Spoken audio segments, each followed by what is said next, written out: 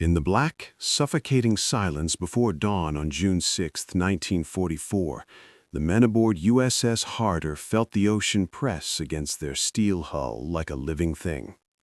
The Pacific at night had a way of swallowing all sound, all light, all certainty, leaving only the low hum of diesel engines and the uneasy thrum of beating hearts. Commander Samuel David Dealey stood alone in the conning tower, the faint glow of radar screens and instrument lamps flickering against his face. He had slept barely 3 hours in the last 2 days, but exhaustion wasn't a luxury he could afford. Not here, not now, not while hunting destroyers in waters where mistakes lasted less than a heartbeat. The message had come at 0120. A Japanese destroyer group was approaching Tawi-Tawi, sweeping the area with active sonar. Most submarine captains would run. Protocol demanded it. Training insisted on it, and logic all but screamed it. Destroyers were built to kill submarines. But Dealey wasn't like most. His crew had sensed it from their first patrol. The man carried silence the way others carried weapons. Sharp, decisive, deadly. And he had already done the unthinkable twice during this patrol. He had charged destroyers head-on and survived. Now, as he studied the radar scope, he realized the impossible was happening again. 3 destroyers, fast, aggressive, moving in a line-abreast formation that left almost no room to hide. It was the kind of search pattern designed to force submarines to panic, dive deep, and prey. "Contact closing," the radar operator whispered behind him, his voice barely steady. Dealey didn't respond right away. His thoughts moved inward to that quiet place in his mind where instinct and calculation met. He pictured the destroyer's captains, tired, overconfident, certain that any American submarine would flee at first ping. They had no idea Harder carried a commander who believed something radically different. The closer the danger, the clearer the shot. "Battle stations," Dealey finally said. Not loud, not dramatic, just steady, like a man accepting a truth already written. Lights dimmed. Steel clanged softly as men slid into position, each one knowing exactly what was at stake. Torpedo room, ready. Engine room, ready. Sonar, ready. Periscope, rising. Through the lens, Dealey caught the faint silhouette of a destroyer cutting across the horizon like a knife through ink. The ship was moving at 28 knots, bow slicing the waves cleanly. A hunter confident in its dominance. A hunter that didn't know it was being hunted in return. Dealey's heartbeat slowed. Precision replaced fear. He studied the destroyer's zigzag pattern, 8-minute turns, repeating with machine-like discipline. Every change in heading altered torpedo geometry. Every correction bought him mere seconds of opportunity. Timing would be everything. "Range, 3,000 yards, the fire control officer said. Then, after a breath, 2,500, 2,000, 1,800. Dealey waited longer than anyone else would have dared to. Inside the submarine, men clenched teeth, gripped handrails, whispered into clenched fists. And then, quietly, almost gently, Dealey spoke, "Fire 3." The torpedoes surged forward, each one a steel beast carrying death at 46 knots. Dealey didn't flinch. He kept watching. 1 second. 2. 5. 10. A flash erupted along the destroyer's bow, massive, blinding, violent. Fire arced into the air. The destroyer staggered, slowed, bled steam and flame. Hit, but not sunk. Harder's men cheered for a heartbeat, only a heartbeat, before realizing what came next. The second destroyer turned instantly toward them, throttles to the firewall, bearing down at 32 knots. Dealey had no torpedoes left in the forward tubes, and the destroyer was already too close. "Emergency deep," Dealey shouted. Motors roared.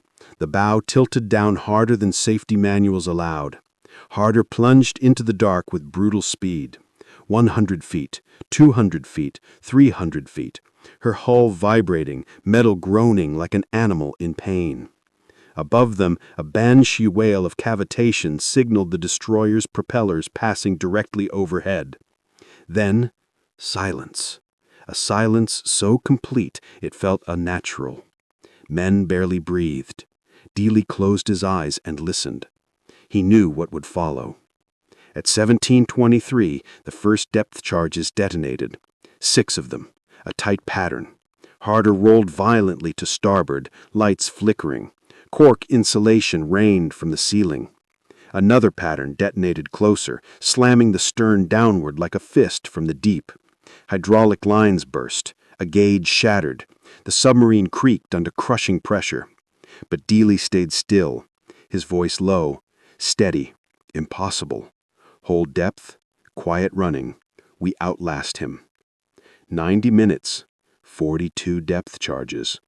Every blast a coin toss with death. And then, finally, the destroyer withdrew.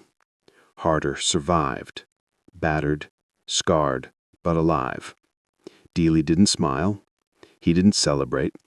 He simply looked at the clock, breathed once, and said, "Come about, we're not finished." Harder surfaced just after midnight, her conning tower breaking through the warm June air like a wounded predator coming up for breath. The ocean around her was ink black, the sky moonless, and the horizon empty. A fragile moment of stillness after the punishment she had taken. Commander Samuel D. Dealey stepped out onto the bridge, inhaling the salt-heavy wind. He felt the deep ache in his ribs from where he had braced himself during the worst of the depth charge attacks. But he forced the pain aside. Somewhere out there in the darkness were more destroyers hunting him. Somewhere out there was another opportunity to strike first. He knew what his superiors expected: withdraw, regroup, report the kill. That was how submarine doctrine worked. 1 destroyer sunk? Good. 2, exceptional. 3, practically impossible. No captain in the Pacific Fleet would have faulted him if he had turned south toward deeper waters and safety. But Dealey wasn't thinking about doctrine. He was thinking about momentum, something he understood intuitively, the way a knife fighter understands distance or a carrier pilot understands wind. Momentum was what terrified the Japanese. A submarine that didn't run when attacked, a commander who kept charging forward, a predator that refused to break contact. As Harder's diesels recharged the batteries, Dealey leaned over the bridge railing and studied the horizon. He could feel the ocean's pulse, hear it in the churn of the surf and the low vibration through the steel deck plates. Out there, somewhere in the night, a lone destroyer was cutting a search pattern of its own, and Dealey intended to find it before dawn. At 0312, radar picked up a faint contact. Small cross-section, fast-moving, closing at 28 knots. A destroyer. Dealey didn't need confirmation. He could feel it in his blood. "All ahead flank," he said quietly. Harder surged forward, her diesels pounding hard enough to make the hull vibrate. Every man aboard felt the acceleration, felt the submarine lunge toward danger like a greyhound after a hare. Dealey kept his eyes fixed on the radar repeaters. The contact was strong now. 8,000 yards, then 7,000, then 6,000. A few more minutes and the destroyer would detect them. Most submarine captains avoided surface attacks against destroyers. Dealey embraced them. "Take us in, on the bow," he ordered. Inside, the crew moved with silent precision. They knew the routine now, knew that this commander, their commander, was rewriting the rulebook of submarine warfare. At 4,000 yards, the Japanese destroyer finally saw them.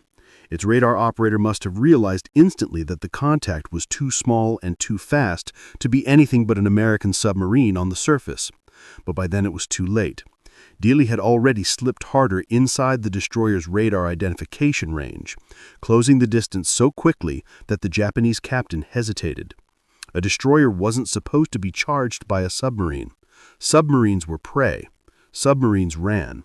Harder didn't.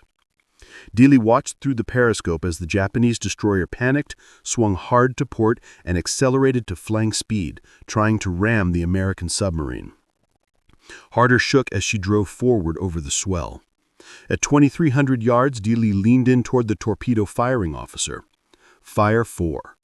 4 torpedoes left the bow tubes with a thunderous roar, slicing cleanly into the black water. Dealey counted the seconds in his head. 1, 2, 6, 9, 11, and a massive explosion erupted beneath the destroyer's aft magazine. The entire stern blew apart in a geyser of fire and steel, shooting debris hundreds of feet into the air. Through the periscope, Dealey watched the destroyer roll violently to starboard, its propellers still spinning as it slid under in a steep, helpless arc. She was gone in 90 seconds. 148 Japanese sailors died before they even understood what had happened. Harder's bridge crew stared at the boiling water where the destroyer had been. Some whispered, some prayed, some just stared. Dealey said nothing. He didn't need to. Every man aboard knew what he had just done. 3 destroyers in 3 days. No submarine commander in history had ever achieved that. But Dealey wasn't finished. Not yet. Not as long as fuel remained, not as long as Japanese destroyers were still in these waters. Harder submerged immediately. The air inside the boat grew warm and stale as the submarine slipped beneath the thermocline, hiding from the patrol planes the Japanese would send to investigate the explosion. Sonar pings echoed through the hull, faint at first, then stronger. Another destroyer was coming. Maybe more than one. "Let him come," Dealey murmured. It wasn't bravado. It was calculation. The more destroyers they sent, the more he could sink before they forced him to withdraw. By 1400 hours on June 9th, the Japanese commander, Admiral Ozawa, had received the reports. First, Minazuki. Then, Hayanami. Now, yet another destroyer. All sunk by the same American submarine. Ozawa was furious. Furious enough to pull 8 destroyers from escort duty and form hunter-killer groups specifically to track down Harder. That single decision would, within days, alter the timing of an entire fleet's movements. But Dealey wasn't thinking about doctrine. He was thinking about momentum, something he understood intuitively, the way a knife fighter understands distance or a carrier pilot understands wind. Momentum was what terrified the Japanese. A submarine that didn't run when attacked, a commander who kept charging forward, a predator that refused to break contact. As Harder's diesels recharged the batteries, Dealey leaned over the bridge railing and studied the horizon. He could feel the ocean's pulse, hear it in the churn of the surf and the low vibration through the steel deck plates. Out there, somewhere in the night, a lone destroyer was cutting a search pattern of its own, and Dealey intended to find it before dawn. The afternoon sun beat down mercilessly on the waters near Sabuto Passage as USS Harder glided beneath the surface, her hull cutting through the depths like a silent blade. The Pacific shimmered above her in warm, fractured light, a deceptively calm mask hiding the fiercest hunters of the Japanese Navy now converging on this single patch of ocean. Commander Samuel D. Dealey stood in the control room, hands clasped behind his back, eyes fixed on the sonar operator. The rhythmic pings echoed for the submarine like a heartbeat, steady, ominous, growing louder with each passing minute. 2 destroyers, fast, alert, moving in tight formation. They were coming straight for him. Most submarine captains would interpret such a reading as a warning to flee, to descend deep and disappear into the quiet darkness of the seafloor. But Dealey felt something else stirring in him, an electric calm, a razor-edged awareness. He was hunting them as much as they were hunting him. The crew sensed it too. Every man aboard Harder had felt Dealey's instincts in action, had watched him pull off impossible maneuvers, had witnessed torpedoes he fired strike destroyers at angles other captains wouldn't dare attempt. Now those instincts were tingling again, guiding him forward. 2 targets, Commander. Range approximately 9,000 yards. Closing fast. Dealey's face remained impassive, but inside, his mind was already calculating. 2 destroyers moving together presented a nightmare. 2 overlapping sonar sweeps, double the guns, double the depth charges. But they also presented something else, confusion. If Harder struck quickly enough, one destroyer's wreckage would interfere with the other's ability to track them. Chaos was a weapon, and Dealey knew how to use it. "Prepare for attack," he said softly. The lights dimmed. Men moved silently to their stations. Sweat beaded on foreheads despite the cool air circulating through the submarine. The tension was suffocating, almost physical, pressing down on the lungs and spine of every man aboard. Harder rose towards periscope depth. Water streamed down her hull as she steadied at just the right height. Dealey raised the periscope, the lens slicing through the surface of the sea. In a slow, deliberate arc, he turned the scope. And then he saw them. 2 Japanese destroyers, Tanakaze and another escort charging forward with deadly precision. Their wakes stretched behind them like white scars on the water. Their bow waves glowed in the late afternoon sun. They were confident, certain the American submarine was somewhere near, but they didn't know where. "Range 4,000 yards, Fire Control said. Dealey lowered the periscope and closed his eyes for a brief second, centering himself. He pictured the angles, the target speed, the timing between turns. He saw the geometry of death in his mind like a painter studying a canvas. When he opened his eyes again, the uncertainty was gone. Only clarity remained. Up scope, he checked bearing. Perfect. Flood tubes 1 through 4. Flooding. Set depth 10 feet. The destroyers were coming fast, slicing the ocean with the single-minded obsession of predators closing in for the kill. Dealey waited until Harder was so close he could see the number painted on the lead destroyer's bow. Then he whispered the words that had become a kind of invocation aboard Harder. "Fire."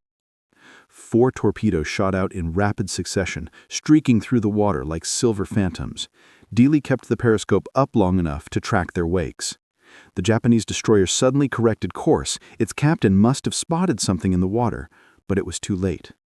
The first torpedo hit high on the bow. The second detonated under the forward magazine. The explosion tore the destroyer apart from below, lifting it out of the water in a plume of fire and shattered steel. Men were flung into the air before the wreckage slid beneath the surface. Tanakaze, one of the destroyers searching for Harder, was gone.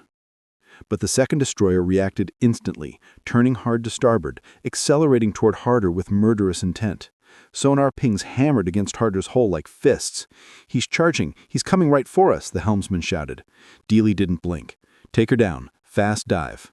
Harder plunged into the depths. The destroyer roared overhead, engine screaming like a wounded animal. Then came the depth charges. They fell in tight, disciplined patterns, perfectly timed for a kill. The first explosion slammed through the submarine like a hammer. Lights flickered, pipes buckled, a gauge shattered in a burst of glass. Harder rolled sideways, groaning under the pressure. Men grabbed rails, cursed, prayed. Dealey gripped the chart table until his knuckles turned white. Another explosion, closer.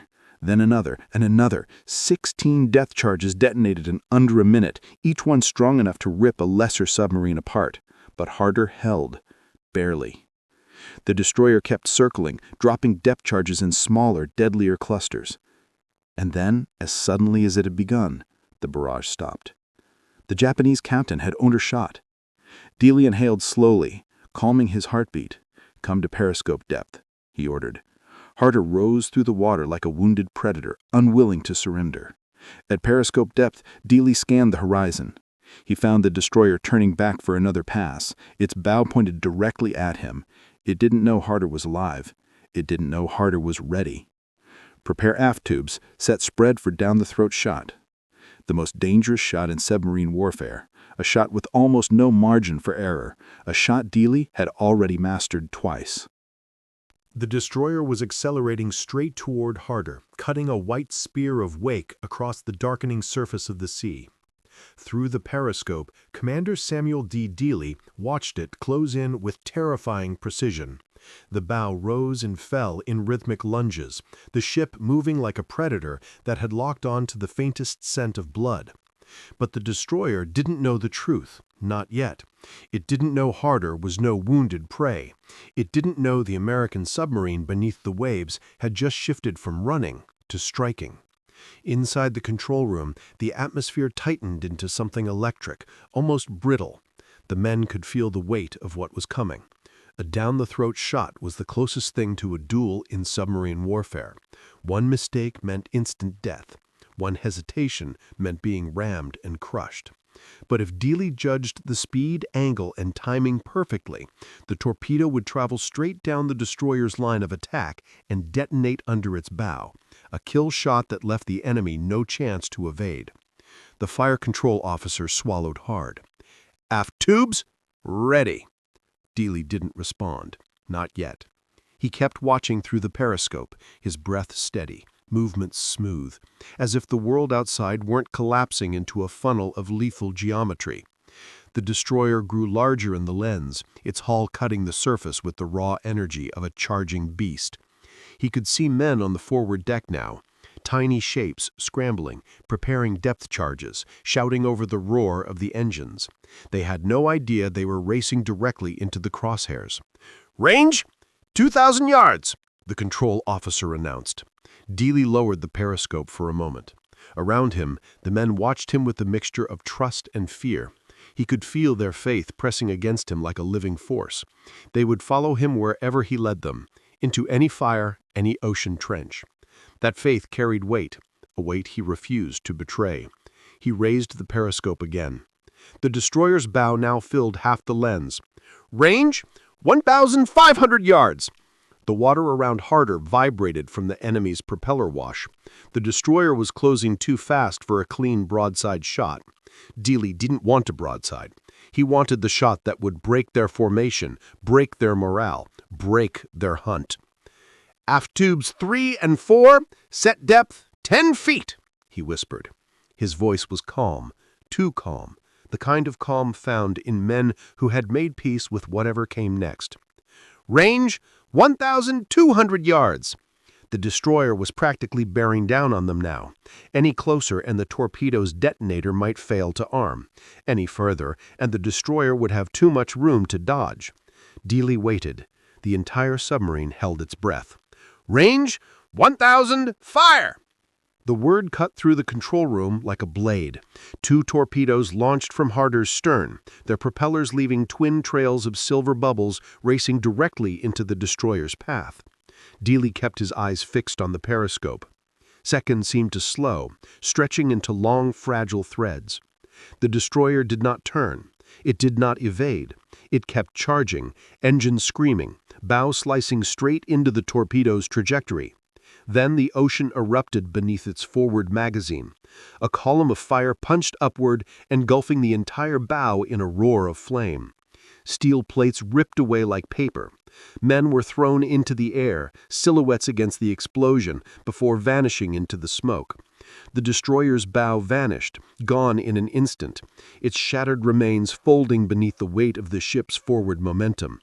The vessel jerked hard to starboard, then capsized at terrifying speed, sliding into the sea bow first, stern rising straight up like a tombstone. It sank in under 30 seconds.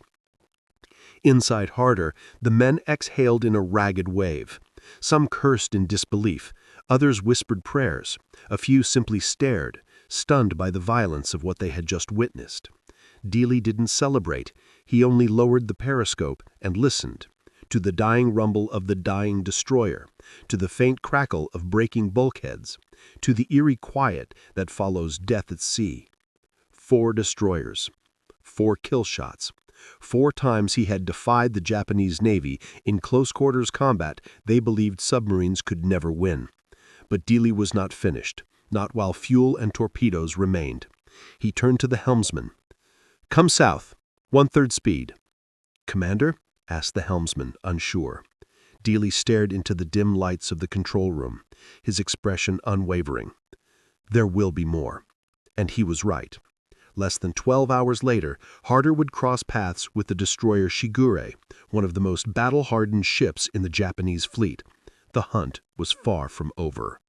Dawn on June 10th crept over the Sulu Sea in a muted haze of gray and amber, the kind of fragile morning where even the wind seemed hesitant to disturb the water. USS Harder moved silently beneath the surface, her steel frame groaning softly as she adjusted trim. The men were exhausted, running on little more than adrenaline and muscle memory, yet no one complained. 4 destroyers had fallen in 4 days. But Dealey knew the ocean wasn't finished with him, and he wasn't finished with it. At 0617, sonar registered a new contact, faint, rhythmic, purposeful. A single destroyer, moving with confident, disciplined patterns. Not a panicked hunter like the ones before, not a rookie escort. This one moved like a veteran. "Range 10,000 yards. Closing," the sonar chief murmured. Something about the cadence in his voice made the men look up. Dealey stepped to the console. "Can you mark the screws?" The sonar operator adjusted his headset, listened carefully, then frowned. "Yes, sir. Definite three-blade signature. Light, high-frequency whine. That's Shigure, Commander." A heavy silence fell over the room. The name was infamous. Shigure, the Lucky Destroyer. The ship that had survived battles where entire Japanese squadrons were wiped out. Torpedoes had missed her, bombs had failed to detonate, mines had detonated late. Rumors whispered through U.S. submarines that she was cursed, or blessed. But the men aboard Harder didn't believe in luck. They believed in Dealey. The commander studied the chart table. Shigure was running a predictable patrol route, sweeping between Tawi-Tawi and the open sea. That meant she was covering something larger, something important. Every instinct told him this destroyer wasn't alone. It was the tip of a spear. "Battle stations," Dealey said, voice low. The order rippled through the submarine. Men snapped into motion, faces tight, movements precise. They were drained, but razor-focused. Harder rose toward periscope depth again. Above, the first rays of sun washed the sea in pale gold. Dealey lifted the periscope, scanning. There, cutting through the water with unmistakable confidence, was Shigure, sleek, fast, sharp. The destroyer's bow wave pulsed with aggression. She wasn't searching blindly. She was daring an enemy to appear. "Range 6,000 yards, fire control said. Dealey narrowed his eyes. The destroyer was zigzagging with uncanny timing, turning at perfectly spaced intervals. She was anticipating submarine threats, which meant her captain was better trained, or warned. "Prepare forward tubes," Dealey ordered. But something tugged at him. The timing was wrong. Shigure's pattern was too controlled, too measured, like she wasn't simply patrolling. Harder's bow drifted a few degrees. Dealey adjusted his periscope angle, scanning the opposite side of the horizon. Nothing at first, just empty water. Then, a faint wake, almost invisible. A second destroyer, moving in parallel. They're running a paired screen. Shigure's flushing us into the kill zone of the other one. The crew tensed. The tactic was deadly. One destroyer drives the submarine into the kill zone of the other. It meant these were not ordinary escorts. They were trained submarine hunters.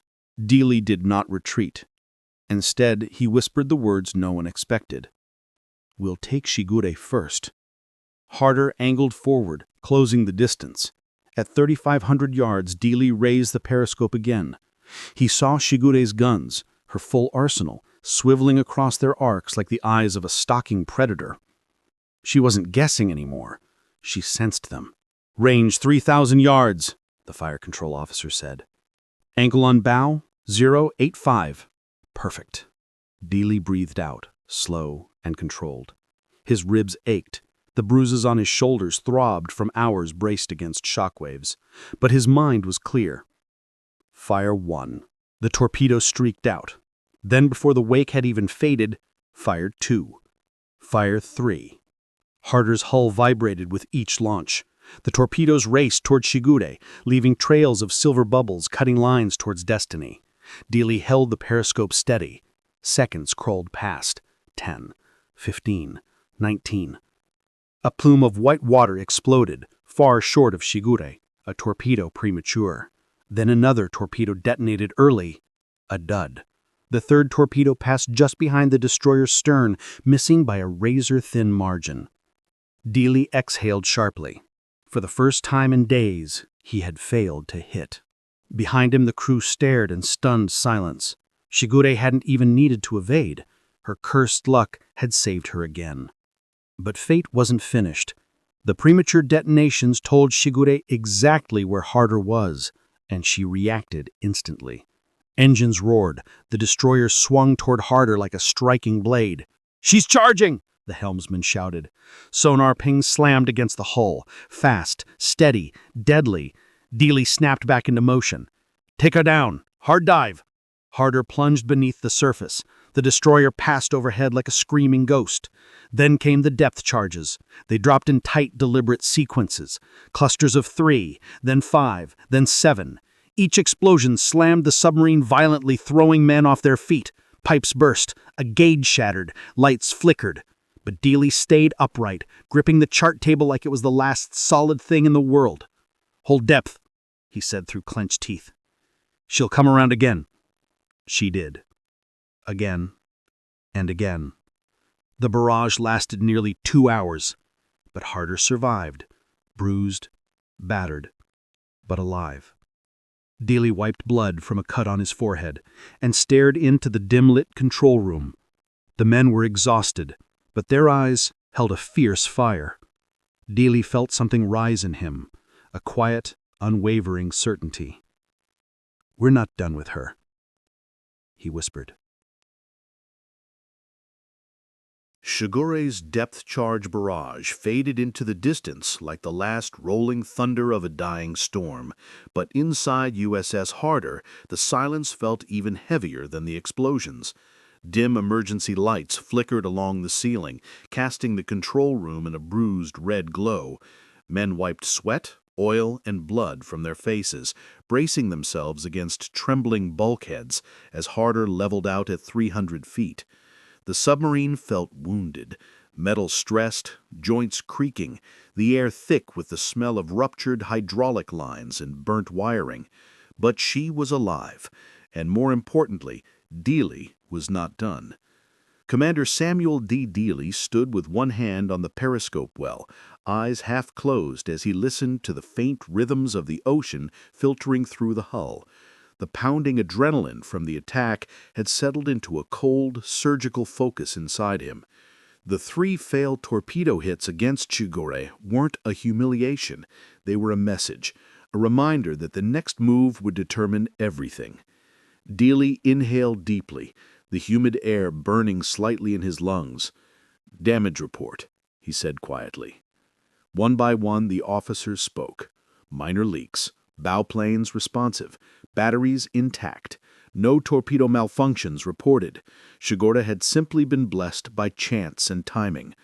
"We're combat capable," the XO finally concluded. "But another hit like that, and she'll crack open." Dealey nodded. "Then we won't let them hit us." The men exchanged glances, not fearful, but resolute. They had learned something during these days of combat. Dealey did not fear destroyers. He stalked them, used their aggression against them. Threads of courage wove through the cabin, binding every man together. The hunt wasn't over. Dealey turned to sonar. "Find her." Hours passed. The sea shifted from bruised gray to deepened blue as afternoon bled into evening.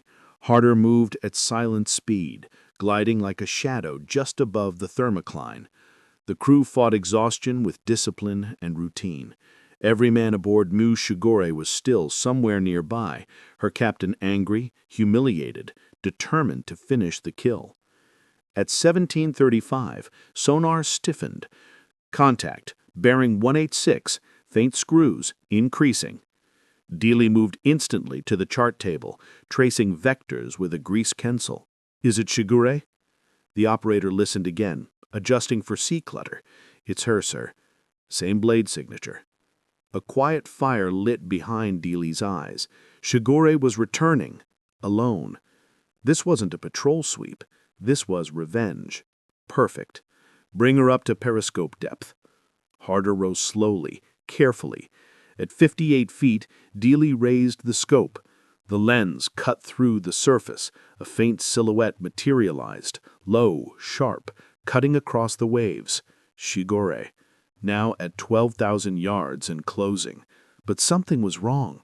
The destroyer wasn't zigzagging. She was charging forward in a straight line, a tactic so reckless it bordered on suicidal. "She's trying to flush us out," the XO murmured. "She thinks we're wounded." Dealey recognized the trap immediately. A destroyer charging at full speed forced submarines to dive deep. That plunge made them predictable. Predictability made them killable. But Dealey had no intention of diving. The destroyer was still too far for a clean shot, but closing fast. Harder shifted slightly, positioning herself at the perfect intercept angle. "Set forward tubes," Dealey said. The men tensed. They only had 3 torpedoes left in the bow, and Dealey meant to use them all. Range, 6,000 yards. Shigure grew larger in the periscope lens, her bow kicking up a knife of white foam. She wasn't probing this time. She was lunging at Harder with everything she had. Range, 4,200. Dealey tracked the destroyer's wake. His mind narrowed into the same quiet focus that had carried him through the previous kills. The vibrations in the hull, the timing of the turns, the push of the swell, everything aligned. He whispered, "Up scope," and the lens rose silently through the shimmering evening water. Range, 3,000. The fire control officer's voice tightened. Angle on bow, 080. Beautiful. Dealey didn't blink. "Fire 1." The torpedo surged forward. "Fire 2." A second streak cut through the depths. "Fire 3." The last forward torpedo left the tube with a thunderous hiss. Harder tilted. Dealey held the periscope steady, tension coiling through him like a spring about to snap. The torpedoes raced toward the destroyer, white trails of bubbles drawing perfect lines towards destiny. "Detonation in 15 seconds, fire control whispered. Then, a roar. A bloom of white and orange erupted under Shigure's bow, but only one. The second and third torpedoes never hit. Shigure had pulled off an impossible maneuver, a desperate, violent turn that caused 2 torpedoes to detonate early against her propeller wash. She survived again. Through the periscope, Dealey watched the destroyer's bow stagger but remain intact. Water cascaded off her forward deck. The ship slowed, but didn't sink. The curse held. But now Shigure was enraged. Engines howled. Guns swung. The destroyer turned towards Harder at full speed. A wounded beast. A deadly one. Sonar pings hammered Harder's hull, rising rapid rhythms. "She's coming in hot," the helmsman shouted. Dealey lowered the periscope. Hard dive, silent running. The order snapped through the ship like a whip. Harder plunged into the dark. Shigure roared overhead, so close the submarine shook. Depth charges followed, 27 in the first wave. Close, too close. Bulkheads groaned, tools fell from racks, steam hissed angrily from a burst valve, but Harder held, barely. Dealey gripped the periscope well, steadying himself as another shockwave hammered the hull. His mind was calm, cold, focused. Shigure had survived again, but she was wounded, slower, more predictable, and Dealey knew exactly how to finish what he started. "Bring her around," he whispered. "We'll take her on the next pass." The ocean above them thundered like an angry sky as Shigure continued her relentless attack run, dropping depth charges in brutal, tightly calculated patterns. Each detonation rolled across Harder's hull like the pounding of a giant's fist, shaking bolts loose, rattling gauges, sending bursts of dust and cork insulation drifting through the dim red light of the control room. Men gripped anything bolted down. Teeth clenched, breath held. Every blast made the submarine feel smaller, thinner, more fragile. But in the center of the storm, Commander Samuel D. Dealey remained still, his gaze fixed on the sonar repeater as if he could read the destroyer's intent through sound alone. Every ping echoing through the hull carried information: distance, angle, velocity.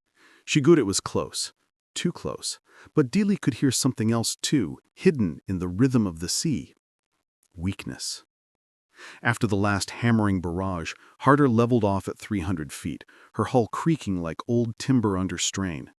Dealey wiped blood from a cut near his eyebrow, unnoticed until the dust burned its way into the wound. "Report," he said. Voices came back, strained but steady. "Battery 2, stable. Coolant leak in aft compartment, contained. Forward torpedo room reports no casualties. Depth control responsive but sluggish. Harder was hurt, but alive, and more importantly, capable of one more strike. The men all knew what Dealey was thinking long before he spoke. He wasn't going to flee. Not after tracking Shigure for nearly 12 hours. Not after firing 6 torpedoes. Not after coming this close to killing one of the most elusive destroyers in the Imperial Navy. "Bringing her around," he said softly, like a man giving directions on a quiet Sunday drive, nothing in his tone revealing that one wrong sound, one wrong angle, one wrong breath could doom them all. The helmsman nodded, sweat dripping down his temples. Harder began a slow, silent arc beneath the thermocline. The water here was colder, denser, and it helped hide them from sonar. The ocean became a thick, crushing blanket, muting the destroyer's ability to track them. Sonar pings softened, became hesitant. "She's lost us," the sonar operator whispered. A ripple of quiet relief swept through the men, brief, fleeting, but enough to catch their breath. Dealey didn't smile. "Not for long," he said. He knew Japanese destroyer captains were disciplined hunters. They would widen the search, regain the contact, and when they did, the only outcome would be the same dance they had repeated 3 times already. Charge, dive, depth charges, evasion. Unless Dealey changed the pattern. "Come to periscope depth." Gasps lived in the silence, but no one questioned him. Harder ascended slowly, her climb measured, almost cat-like. At 58 feet, Dealey raced the periscope. Water streamed down the lens. He scanned the horizon. At first, he saw nothing. Just a sheet of gray-blue swells rolling gently under the late afternoon sun. Then, movement. A dark shape cutting through the water at slow speed. Shigure. She was limping now, listing slightly from the torpedo that had detonated under her bow. Smoke curled from one of her forward funnels. Men swarmed her deck, repairing damaged AA stations. She was wounded, and she was alone. Dealey felt a cold certainty settle into his bones. Flood aft tubes.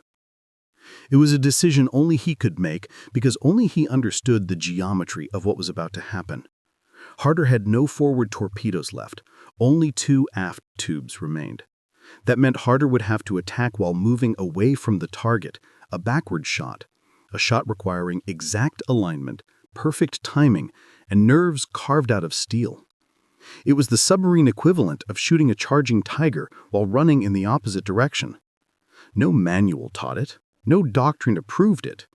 Only experience and instinct made it possible.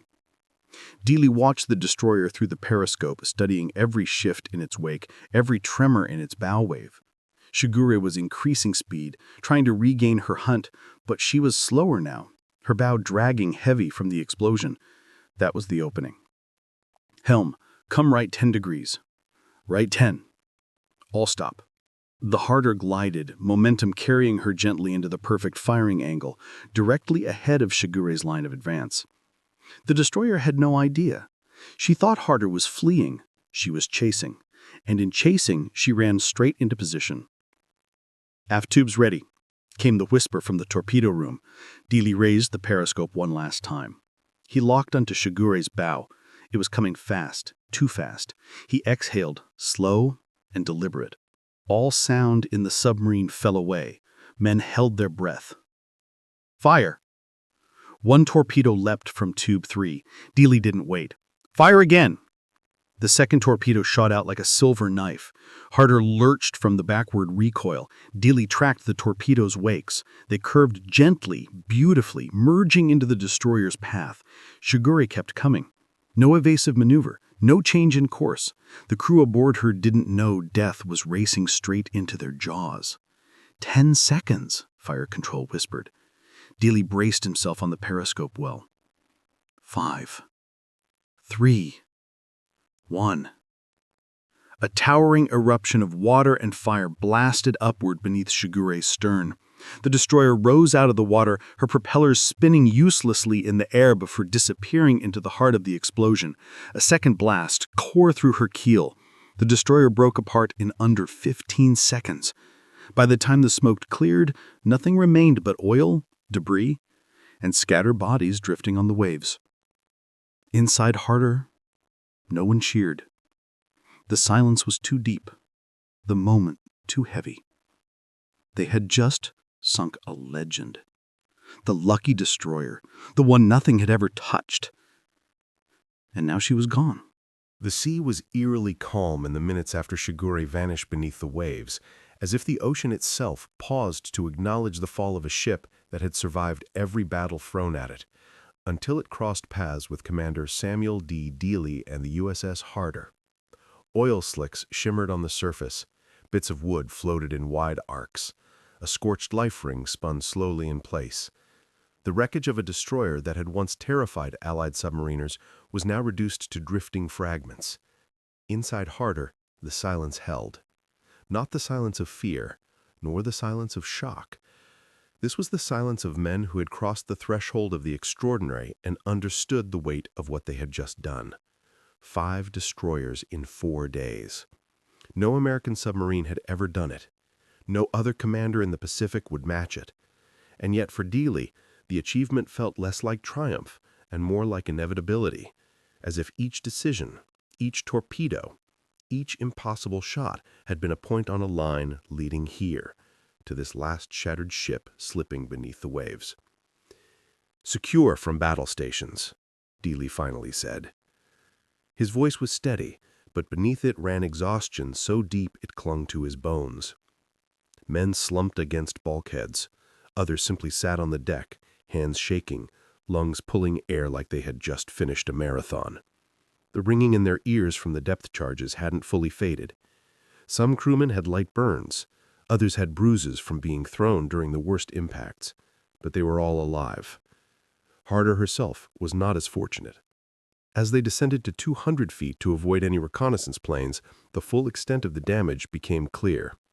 A pump in the after engine room thumped unevenly. A coolant line dripped steadily, forming a small pool of pale liquid on the deck. Hydraulic pressure in the stern planes wavered dangerously. Even the steel hull groaned each time she dipped through a thermogline, like a wounded animal carrying injuries too deep to show. But she fought on. Dealey moved through the boat, checking compartments, speaking briefly with exhausted sailors, offering a quiet nod or a rare, faint smile. Leadership was not about shouting commands. It was carried in the small gestures, the calm gaze, the steady hand, the unwavering presence in the face of everything. In Dealey's presence, fear never grew roots. It withered. By late afternoon, Harder slipped into deeper waters south of Tewi-Tewi. The mission was nearly over. She had done the impossible. She had rewritten the offensive capabilities of the American submarine fleet. But fate had one more twist to offer. At 16:30, radio intercepted a shocking message. Japanese combined fleet delaying departure. The words triggered a ripple of confusion throughout Harder. Why would the Japanese delay their major fleet movements? Why hold back battleships, cruisers, destroyers? Why change the timeline of their entire Philippine Sea strategy? Intelligence decoded the answer within the hour. The Japanese thought a pack of aggressive American submarines was hunting their destroyers. They suspected not one Harder, but 3 or 4. The sinking of destroyers Minatsuki, Hayanami, Tanikaze, and 2 others, including Shigure, had been so fast, so precise, so devastating, that the Japanese Navy believed a massive submarine wolf pack had moved into the region. The combined fleet would not sail until their destroyer escort screen was reinforced. Dealey's crew stared at the decoded message in disbelief. They hadn't simply destroyed 5 destroyers. They had delayed an entire fleet, a delay that would ripple across strategy, timing, and position, leading ultimately to the Battle of the Philippine Sea, where the Japanese Navy suffered one of the most decisive defeats in its history. Harder had changed the war, not by chance, by audacity, by precision, by refusing to run. And yet, even as the Pacific shifted on the axis created by Harder's actions, Dealey remained the same quiet figure leaning over the chart table, checking bearings, marking patrol routes. He wasn't thinking about legacy. He wasn't thinking about history books. He was only thinking of his crew, their survival, and the long journey back to Fremantle. As night fell, the stars emerged one by one over the vastness of the sea. Harder surfaced to charge batteries. Fresh air swept through the submarine as men climbed onto the deck, letting the wind cool their faces. Some lit cigarettes with shaking hands, others simply stared at the horizon in silence. Dealey joined them briefly, hands clasped behind his back, eyes reflecting the faint starlight. He had given everything he had in these 4 days: nerve, instinct, endurance, and Harder had responded with a ferocity matched only by her commander. The war, of course, would demand more from him: more danger, more hunts, more impossible choices. And, tragically, just months later, Harder would not return from her 6th patrol. Dealey would go down with his boat, taking with him the courage and spirit that had defined one of the most legendary submarine patrols in naval history. But here, on this night, on this quiet stretch of ocean, Harder was undefeated. A lone submarine that had faced down destroyers again and again, and won. It was a victory forged in steel, fear, instinct, and the unbreakable will of Commander Samuel David Dealey. And for one brief, brilliant moment, the Pacific belonged to him.